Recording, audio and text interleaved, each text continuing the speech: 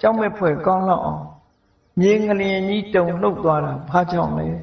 ဘာအကြောင်းများရှိလို့ပါလဲလို့အကြောင်းတရားကိုသိကျင်လို့မြင်ပြန်သဘာဝအားဖြင့်လောကဒီကနေ့ထိအောင်မြင်းကလေးတုံလှုပ်တယ်ဆိုတာရှိတာကြည့်ဘာကြောင့်လှုပ်တယ်ဆိုတာအကြောင်းမျိုးမျိုးရှိနိုင်တယ်ပေါ့မြတ်စွာဘုရားကရှင်အနန္ဒာရဲ့မိဂုံးကိုစစ်စစ်ပဲဖြေကြတယ်အနန္ဒာငရင်လှုပ်ဖို့ဆိုတာအကြောင်း၈မျိုးရှိတယ်အဲ့ဒီထဲကအကြောင်းတစ်မျိုးမျိုးကြောင့်လှုပ်တာဖြစ်တယ်ပေါ့သူကသူလှုပ်တာမဟုတ်ဘူးဘာကြောင့်ပဲလှုပ်လို့အကြောင်းတစ်ခုတော့ရှိတယ်ခုခေတ်ဒီကြတော့အမျိုးမျိုးအဖြေထုတ်ကြမှာပေါ့ဘာကြောင့်ငရင်လှုပ်တယ်ဆိုတာအမျိုးမျိုးဖြေထုတ်တယ်မြတ်စွာဘုရားကငရင်လှုပ်ခြင်းရဲ့အကြောင်းတွေကိုဖြေထုတ်ပေးထားတာ၈မျိုးရှိတယ်ဘာကြောင့်ငရင်လှုပ်တယ်ဆိုတာအဲ့ဒီနေရာမှာရှင်အနန္ဒာကိုမြတ်စွာဘုရားကရှင်းပြတယ်အထခောအာနန္ဒဟေတု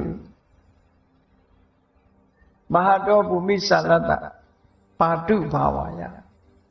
ကြီးမားတဲ့ငလျင်ကြီးတွေလှုပ်တယ်ဆိုတာဟာ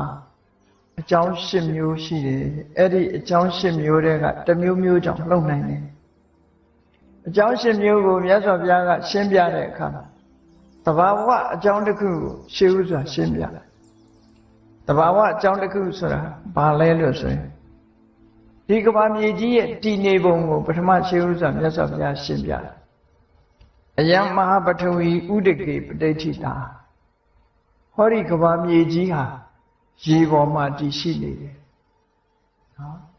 ကမ္ဘာမြေကြီးကရေပေါ်မှာတည်ရှိနေတယ်ဆိုတာစဉ်းစားကြည့်ပါဘယ်နေရာမှာပဲဖြစ်ဖြစ်ရေတွင်းတူးကြတယ်လေအဝီစီတွင်းနေတူးတယ်ဆိုတော့မြေကြီးအောင်မှာရေတွေရှိနေတယ်ဆိုတာပြောလို့ရတာပြီးတော့အခုခေတ်သိပ္ပံလေးနဲ့ကြည့်လိုက်မယ်ဆိုရင်ဒီကမ္ဘာမြေကြီးဆိုတာ the planet ခေါ်တာကမ္ဘာဂြိုလ်လို့အဲ့ဒီကမ္ဘာဂြိုလ်ကြီးကတကယ်ကြည့်မယ်ဆိုလို့ရှိရင်အခုကောင်းကင်ယံကမြင်နေရတဲ့လာကြီးလို့ပဲအဝေးကနေကြည့်လို့ရှိရင်အဲ့ဒီပုံသဏ္ဍာန်ပဲမြင်ရအရင်ကလာကဘာပေါ်ကနေပြီးတော့ကဘာပြည်ကြီးကိုလှမ်းပြီးတော့ရိုက်ထားတဲ့ပုံဟာဒီကဘာကြီးကလာကြီးလို့ပဲဝိုင်းဆက်ကြည့်ပဲမြင်နေရတယ်လာပေါ်ပထမဆုံးအချိန်ရောက်တဲ့အချိန်ကနေဓာတ်ပုံရိုက်လိုက်တဲ့ကဘာမြေကြီးရဲ့ပုံသဏ္ဍာန်ဟာလဲဝန်းဝိုင်းပြီးတော့ကောင်းကင်ထဲမှာအနန္တအာကာသအလွန်ကျယ်ဝန်းတဲ့ space ကြီးထဲမှာဒီလိုပုံပန်းသဏ္ဍာန်ကြီးရှိတယ်ကမ္ဘာမြေကြီးဟာကောင်းကင်ထဲမှာရှိတယ်ဆိုတာပတ်ဝန်းကျင်ပဲစဉ်းစားခံစားပြီးတော့ကြည့်ပေါ့ကိုယ့်ရဲ့ဘေးမှာလေတူကြီးတွေရှိနေတာနော်အထက်ကပဲကြီးကြီးအောက်ကပဲကြီးကြီးဘယ်နေရာပဲရောက်ရောက်လွင်မြင်ထွက်ပြီးတော့ကိုယ့်ကိုရပ်ကြည့်လိုက်ရင်ကိုဟာစက်ဝိုင်းရဲ့အလဲကောင်မှာပဲအမြဲတမ်းရှိနေစက်ဝိုင်းကြီးရဲ့အလဲကောင်မှာပဲအမြဲတမ်းရှိနေခလန်းလန်းရောက်သွားလို့ရှိရင်ကိုဟာထိပ်ဖြားပေါ်မှာရောက်နေတယ်လို့ဘေးပတ်ဝန်းကျင်ကြည့်လိုက်လို့ရှိရင်ဒဲအိုးကြီးမှောက်ထားတယ်လို့မိုးပြဲတဲ့ကြီးမှောက်ထားတယ်လို့ကိုဟာဘယ်ခါပဲဖြစ်ဖြစ်အလဲဘိုမှာရောက်နေတာအဲ့ဒါကိုကြည်ခြင်းအဖြစ်ကမ္ဘာမြေကြီးကကောင်းကင်ယံထဲမှာဒီဂျိုကြီးတစ်ခုဆိုတာလည်းထင်ရှားတယ်ပေါ့ကမ္ဘာတည်ထားပုံကိုစာပေကျမ်းကမှာဖွင့်တဲ့အခါမှာကမ္ဘာကြီးစပြီးတော့ပေါ်ပေါက်လာပုံကိုဖွင့်တဲ့အခါတခြားဘာသာတွေမှာတော့ထာဝရဘုရားသခင်ကဖန်ဆင်းတယ်လို့ဒီလိုဆိုတယ်မြတ်စွာဘုရားရဲ့အဆုံးအမအရာဘုရားသခင်ဖန်ဆင်းတာမဟုတ်ဘဲနဲ့သဘာဝတရားရဲ့ဆောင်ရွက်မှုသာဖြစ်တယ်သဘာဝတရားကဖန်ဆင်းသဘာဝတရားကြောင့်ဖြစ်လာကဘာကြီးပြန်တည်ဆောက်ဖို့ကဘာပြုမိုးကြီးသဘာဝအားဖြင့်မိုးတွေရွာချလာအဲ့ဒီရွာချလိုက်တဲ့မိုးတွေဟာဘေးကလေတူကြီးကရန်ထားသည့်အတွက်ကြောင့်မိုးပေါက်ကြီးဟာတခုတည်းလို့ဖြစ်လာမိုးပေါက်ကြီးဟာအောက်ကလေတူကြီးကခံထားသည့်အတွက်ကြောင့်ဒီမိုးပေါက်ကြီးဟာရွေ့ချပြီးတော့မသွားဘူးဒီကောင်းကင်ယံကြီးထဲမှာပဲမိုးပေါက်ကြီးဟာရှိမိုးပေါက်လို့ဆိုကြတဲ့ကအဝိုင်းပဲပေါ့ရေပေါက်ဆိုတာကြည့်လေရေလေးကိုအဆက်ချကြည့်အလုံးပဲအဝိုင်းပဲဖြစ်မှာပဲ ပတ်ဝန်းကျင်လေထုတွေရှိနေသည့်အတွက်ကြောင့်ဝိုင်းဆက်နေတဲ့ရေပေါက်ဆိုတာဝိုင်းဆက်နေတဲ့အရာများတာဖြစ်တယ်တခါတော့ကစင်ကာပူကလာတဲ့ကလေးလေး50နှစ်သားလောက်ရှိသေးတယ်စာရိတာဖတ်တယ်သူကစာရိဘုန်းကြီးတို့စီကိုရင်ဝတ်ပြီးတော့ရက်တူနေသွားပြီသူပါမေးတော့ဆိုရောက်လာတာနဲ့တွေ့တော့သူကဗမာစကားမပြောတတ်ဘူးသူမိဘတွေကတော့ဗမာပြည်အနွယ်တွေဗမာစကားပြောတတ်တယ်သူကပါမေးတော့ဆို Who created the world ကဘာကြီးကိုဘယ်သူဖန်ဆင်းတာတော့ဆိုသူကမေးတယ်ဘုန်းကြီးကလည်းသူနားလည်အောင်ပြောလိုက်တယ် Nature create သဘာဝကဖန်ဆင်းတာလို့တခြားဘာသာတွေကြတော့ထာဝရဘုရားသခင်ကဖန်ဆင်းတယ်လို့ကဘာကြီးကိုဖန်ဆင်းတာဟာ nature ပဲ nature ဆိုတာဇာတိဥဒုဇာတိဥဒုကြီးကသူ့သဘာဝကနေဖန်ဆင်းလိုက်တာအပူအေးနဲ့ဆက်ပြီးတော့မိုးတွေရွာလာတဲ့အခါမှာအောက်မှာရေတူကြီးကိုခံထားတဲ့အရာမရှိဘူးအလုံးဟာလေဟာပြင်ကြီးပဲထက်ကလည်းလေဟာပြင်ပဲအောက်ကလည်းလေဟာပြင်ပဲပတ်ဝန်းကျင်မှာလည်းလေဟာပြင်ပဲဆိုတော့အဲ့ဒီလေဟာပြင်ထဲမှာကျလာတဲ့မိုးရေပေါက်ဟာလည်းပဲလေဟာပြင်ထဲမှာအောက်ကနေလေကပင့်ထားသည့်အတွက်ကြောင့်ရေပေါက်ကြီးဖြစ်နေအဲ့ဒီရေပေါက်ကြီးပဲနှစ်ပေါင်းများစွာကြားလာပြီးရာသီဥတုတွေရဲ့ပူပြင်းလာမှုတွေတဖြည်းဖြည်းပူနွေးလာတဲ့တေဇောဓာတ်တွေလွန်ကဲလာတဲ့အခါတဖြည်းဖြည်းအပေါ်ယံနေမာကျောလာအပေါ်ယံနေကြက်ဥများလို့ပေါ့နော်ကြက်ဥများဟာလည်းကြက်ရဲ့ဝန်းထဲကထွက်တော့အခွန်မမာသေးဘူးတဖြည်းဖြည်းပြင်လေနဲ့တိုက်တဲ့အခါအခွန်မာလာတယ်လို့ပဲအဲ့ဒီရေပေါက်ကြီးကလည်းပြင်ဘက်ကလေထုနဲ့တွေ့တဲ့အခါကျတော့ရေမှာအကျော်လေးတွေတင်းလာပြီးမာလာ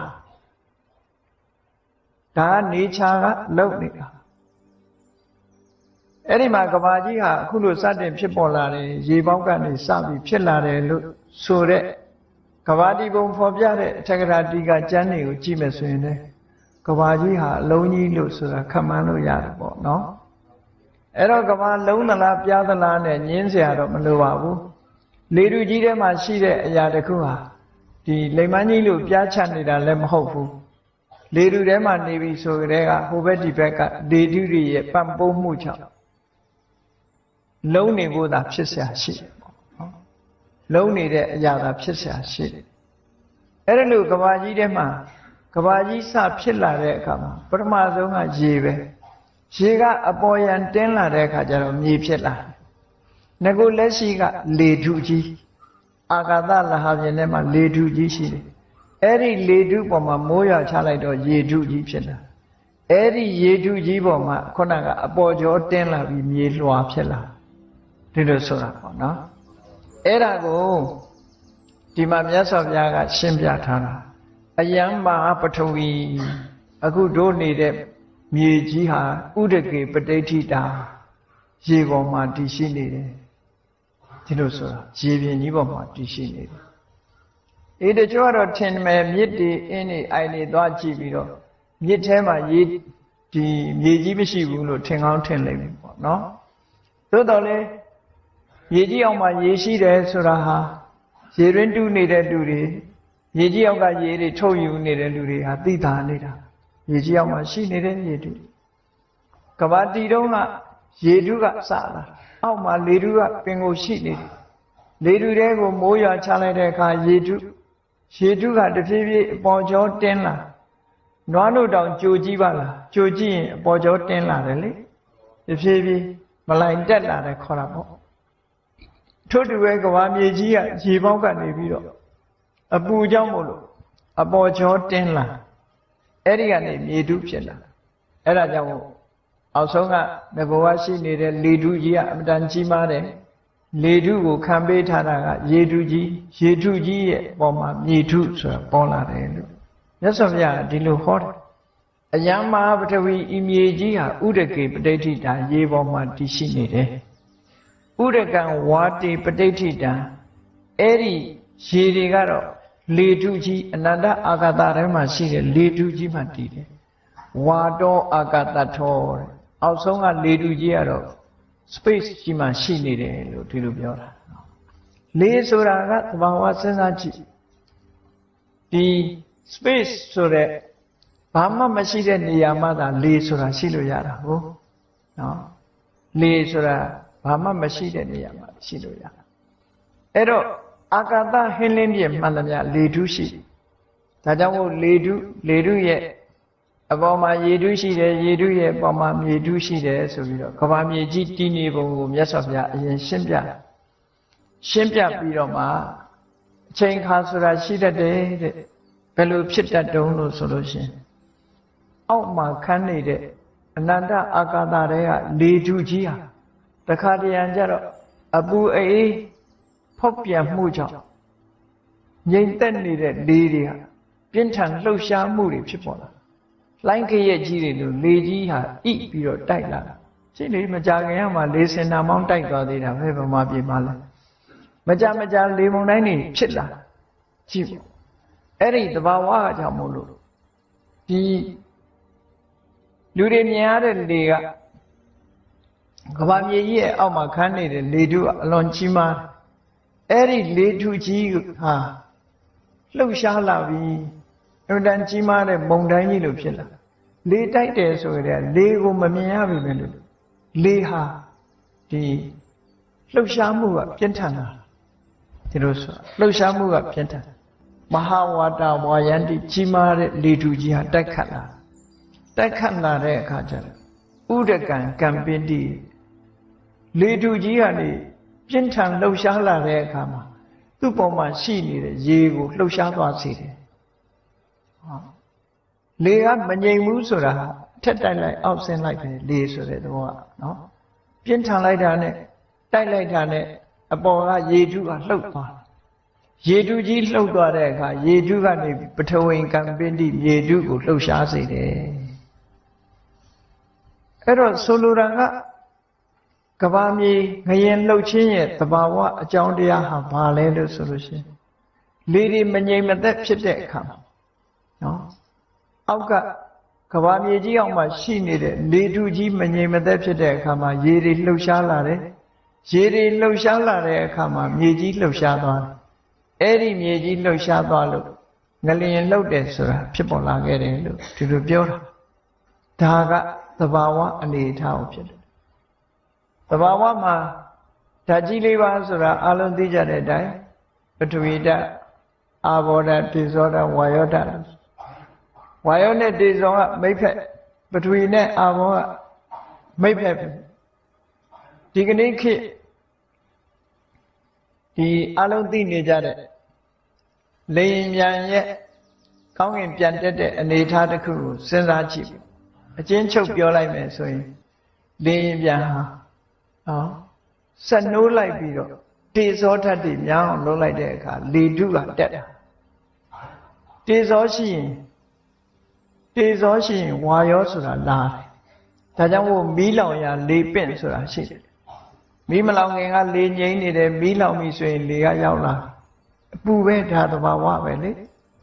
သဘာဝကအဲ့လိုရှိတယ်ပူရင်လေတိုက်တာဒါကြောင့်မို့သိပ်ပူရင်လည်းမုန်တိုင်းတွေတိုက်တတ်တယ်လို့ပြောတာလေငရင်လှုပ်တတ်တယ်မုန်တိုင်းတိုက်တတ်တယ်ဆိုတာလေရဲ့ပြောင်းလဲမှုတွေဖြစ်ပေါ်စေတေဇောနဲ့ဝါယောနှစ်ခုပေါင်းလိုက်တဲ့အခါကျတော့လေမြန်ကြီးကပေါ့သွားလေထူထဲရောက်သွားဒီလိုဆိုလိုတာပေါ့တေဇောဓာတ်တွေလှုပ်ပေးလိုက်တဲ့အခါဝါယောဓာတ်တွေများပြီးတော့လာ